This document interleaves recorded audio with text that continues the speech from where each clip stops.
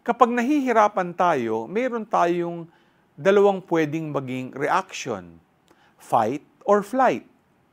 Mga ka-G, ngayon at sa mga susunod na araw ay pagdinilayan natin ang iba't ibang muka ng endurance.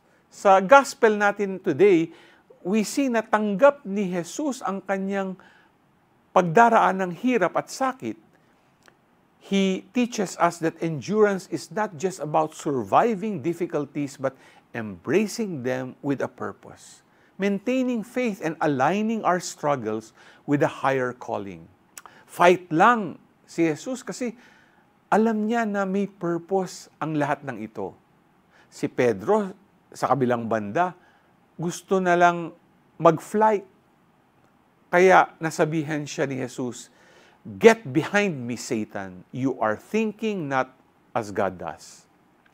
Endurance is strengthened by focusing on God's purpose rather than our immediate discomforts or fears. Ikaw, sa pinagdaraanan mo ngayon, fight ka ba or flight? G ka ba